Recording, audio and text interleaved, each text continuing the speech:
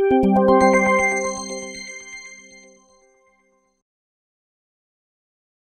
love that you said Freddie Mercury. He's the greatest of all time. 17 years old, row 13, Oklahoma City. Watched him. I couldn't afford it. My girlfriend got tickets. Queen or just him? Queen and him. It's amazing. He's been my guy. I had a poster up of him in college right next to George Strait. Those were my two guys. Oh, man. Which is kind of wild because when you see the show, you go, well, there it is.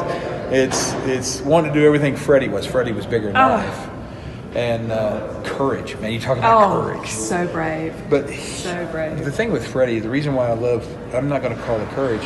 I don't think Freddie had any choice. That's what I loved about the movie they did about him. It was a guy that just didn't have a choice. This is what I do to live. Yeah. It's not what I do to make a living. It's what I do to live. Yeah. And just loved him.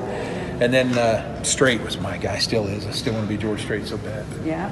It's fun. Do you want your mask on? Oh, thank you very Okay, much. yeah, no worries. So I was going to ask you, what is your proudest moment as a performer? Do you have one? Ooh, you'll get a lot of them because little moments make a big difference, right?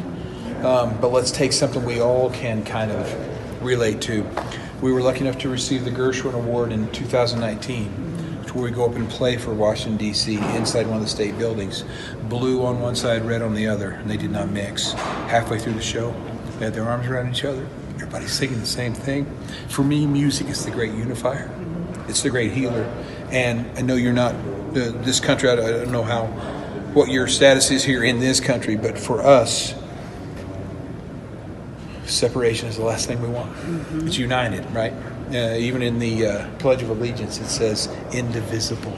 And right now we're about as divided as we can be. So I'm all for the healing and all for the mending that we can, and I think music is a great way to do that. Yeah.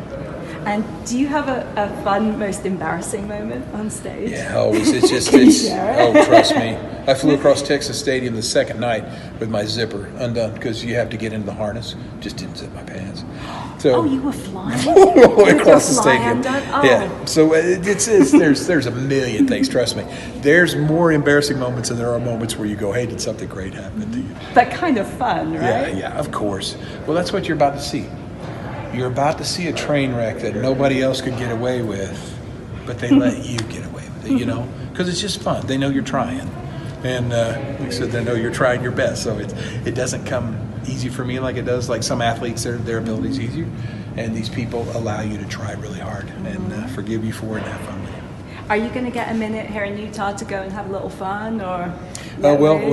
We were until the dive bar happened, and then we do this thing with the college that we're doing as well. So the Queen is not here, so we'll probably get in and get to do our music, but then probably head on back out. And then, how do you feel about the future of country music right now? Are you excited for the up and coming? Yeah, you're always excited. Kids? So try to remember if you see the show tonight, you'll go, "Shit, that's country music." We were the guys that they said weren't country when we got here, right? I mean, you remember that crap. Is that right? Oh yeah, we weren't traditional country whatsoever. What do you mean? And it was because our heroes were Freddie Mercury, Bob Seger, along with Randy Travis and George Strait. So the guys' heroes today might be Kenny Chesney, right? Taylor Swift, but there also might be Bruno Mars, Ed Sheeran, Lady Gaga. And so that doesn't sit well with the people that, do this in our industry. We do. Though I don't worry about country music as long as one thing stays: sincerity. That's it. As long as we keep being the voice of the everyday person, the people that are out there just struggling to try and get their kids to school and trying to get them to soccer practice and hold down a job, as long as we're their voice, then country music's going to be fun. And just one more, do you have a number one album of all time? Not mine, but somebody else's. Yeah. Oh, yours. Probably a James Taylor record or a George Strait record. Even those first three George Strait records. JT is unbelievable. For us, it would be No Fences.